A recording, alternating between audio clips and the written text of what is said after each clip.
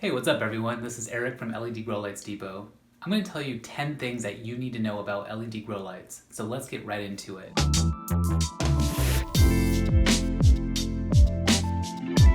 1.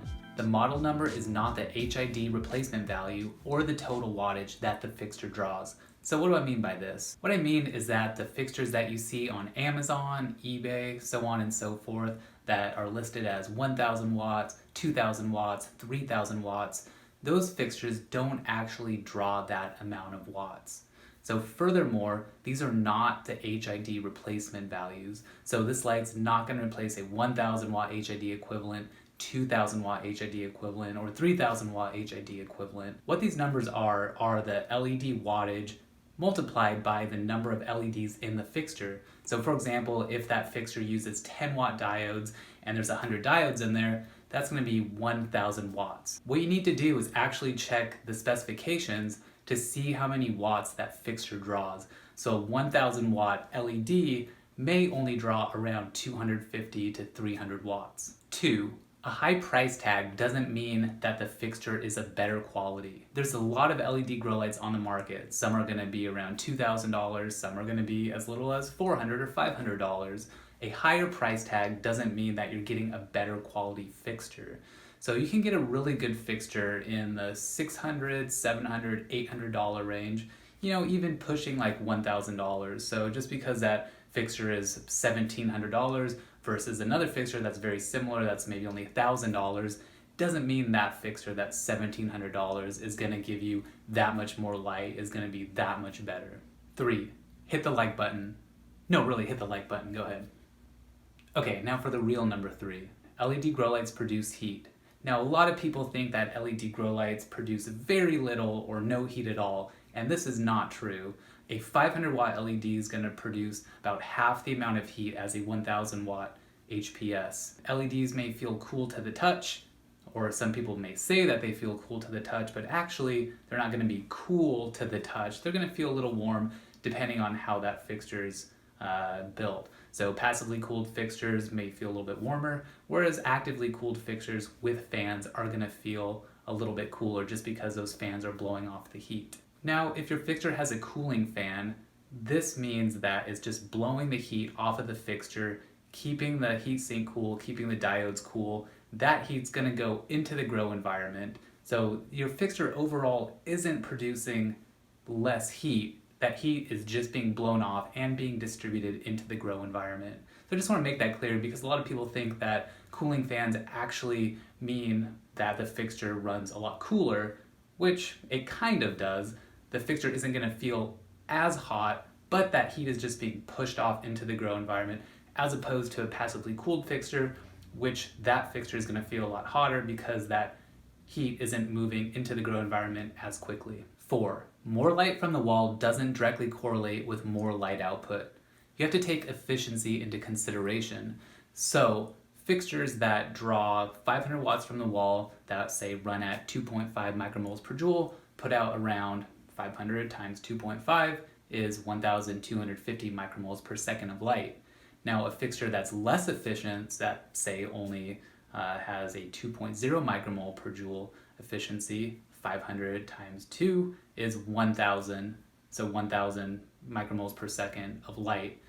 Same amount of watts, different efficiencies. So keep this in mind, that wattage draw isn't directly correlated to light output.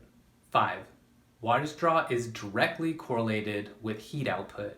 So 400 watts is 400 watts no matter how you slice it. So a 400 watt LED that draws 400 watts from the wall is gonna eventually put out the same amount of heat as a 400 watt HID light that draws 400 watts from the wall. Now LEDs run more efficient, so there's gonna be more of that energy that's being turned into light. However, that light is gonna be absorbed by the plants and eventually be released as heat. How I understand this is that HID fixtures are going to put out more heat to begin with, but an LED grow light is still going to put out the same amount of heat in that same closed system. Furthermore, and I just want to reiterate, that cooling fans aren't going to cool the light down and make your tent cooler. They're going to cool the light down in terms of pushing that heat off of the light. However, they're not going to make the light run cooler, if that makes sense, or they're not going to create a cooler environment, right? You're not putting an air conditioner in the tent that's actually going to cool it down. What a fan does is just blow air around. Just want to make that clear. 6, the number of plants that you can fit underneath a light is up to you.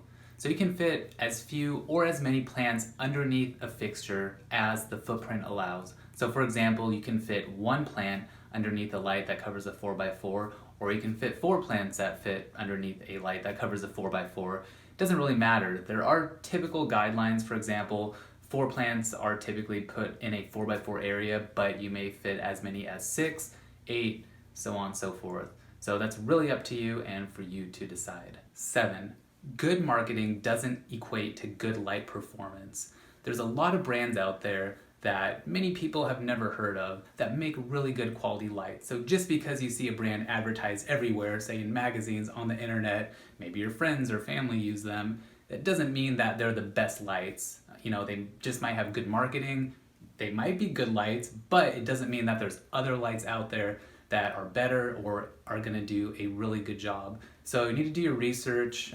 There's a lot of stuff on the internet. A lot of it is not true, some of it is true. Find a good source where you can look up, whether that's LED Grow Lights Depot. There's other good retailers out there that sell a lot of other good lights. So, you know, ask a rep from that company, ask your friends, family, whoever, before you settle on a fixture, because there's a lot of good brands out there, a lot of good lights. So just do your due diligence before you settle with a brand. 8, yield is most correlated with light output, and quality is most correlated with spectrum. So yield is most correlated with light output, which means that the more light output you have, the higher yield you're going to have up to a certain point. And quality is correlated with spectrum. So for example, if you have a higher red to blue ratio, that's going to be better for flowering, better for yields, whereas if you have more blue in relation to red, that's going to be better for quality. Now keep in mind that yield is also driven by spectrum. However, I'd say light output is the biggest factor in determining yield. 9, UVA and UVB is not needed for good growth and flowering. So UVA is sometimes put in a fixture because plants absorb it, they use it for growth, and it's good for flowering. UVB is not really recommended for growth. However, using it during the last few weeks of flowering can have an effect on trichome production. You don't need these in a fixture. You can always add them afterwards. And the reason why I bring this up is because there's people looking for UVA and UVB in their fixture. This is not a requirement because UVA and UVB can be added supplementary to the light.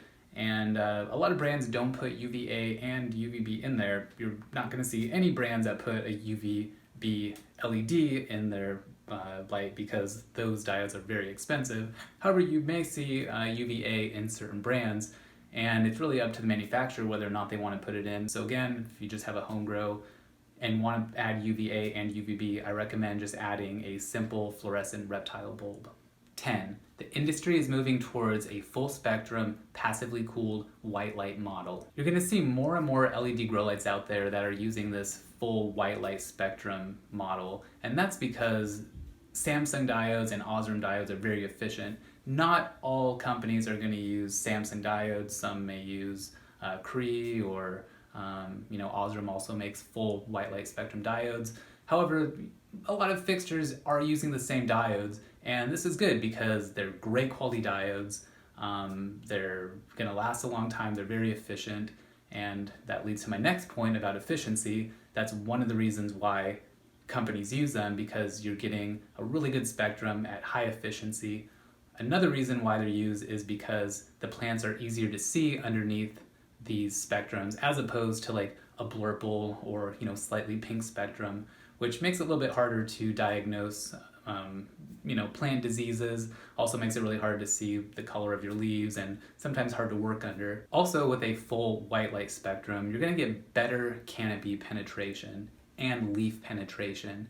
And the reason for this goes into some science, which I'm not really going to cover here, but basically that green is able to penetrate through the leaves deeper into the canopy, and also within the leaves that green light's going to bounce around a little bit, and it's going to be absorbed eventually. So that green light that people thought was being wasted is not actually being wasted, it's actually being used by the plant, especially plants that require a lot of light, such as tomatoes and medicinal plants. And that about wraps it up. So what would you add to this list? Let me know in the comments below.